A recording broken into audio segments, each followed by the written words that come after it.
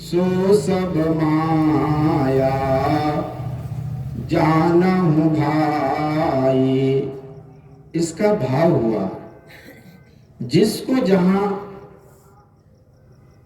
मन स्थिर हो जाता है, जिसको जहां मन आसक्ति आ जाती है, मन में आसक्ति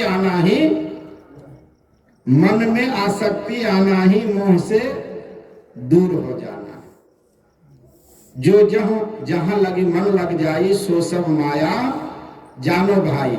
तो माया क्या है? धन संपत्ति। माया क्या है? मोह है। लेकिन धन संपत्ति रहते हुए ये मेरा नहीं है, ये मेरा है, ये मेरा है, ये मेरा बेटा है, पत्नी है, ये कुटुंब है। ये तो फंसाने वाला काम है।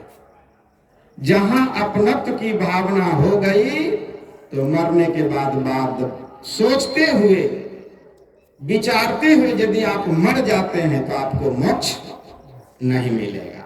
बात समझ में आई? चर्चा आई है, कोई कहानी है, उधर कहानी लंबी है। किसी ने कहा था, आप लोग भी सुने होंगे, कि तू मेरा बेटा है। आज मैं कभी तुम्हारा बेटा था, लेकिन मैं 7 बार तुम्हारा बेटा बना, लेकिन तुम में मोह नहीं रहा। लेकिन आज तुम मेरा बेटा बना है तो तू कहता है ये मेरा बेटा है। जो ही मेरा हो गया तो मेरा ही मोह है।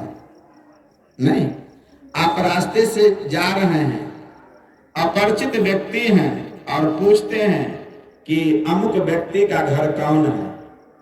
नहीं, वो व्यक्ति, अनजान व्यक्ति बताता है कि आगे जाइए, इस चौराहे पर महेंद्र शाह का घर है।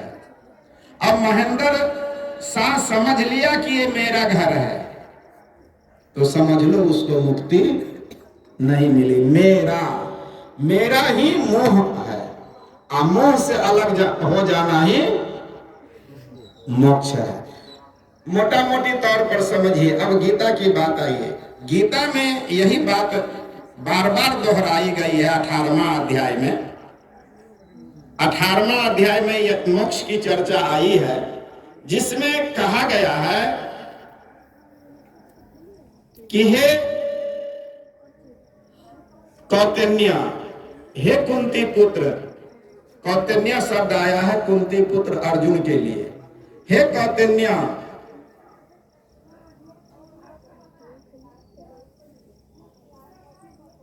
कि मोक्ष यदि तुम प्राप्त करना चाहते हो तो हम में भी तुम्हारा आसक्त नहीं होना चाहिए। भगवान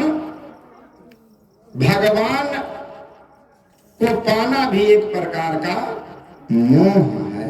इसका मतलब स्वयं में मोह नहीं है, भगवान में तुम्हारा मोह लगा हुआ है। यदि तुम भगवान को स्मरण करते हुए मरते हो और भगवान का दर्शन नहीं हुआ तो आना जाना तुम्हें लगा रहेगा। भगवान की भी चिंता ना हो, संसार में किसी की चिंता ना हो, स्वयं को भूल जाना ही मोक्ष को प्राप्त कर लेना है। बात समझ में आई? अपने को भूल जाना, पराये को भूल जाना,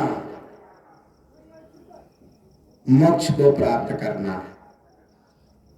बात समझ में आई?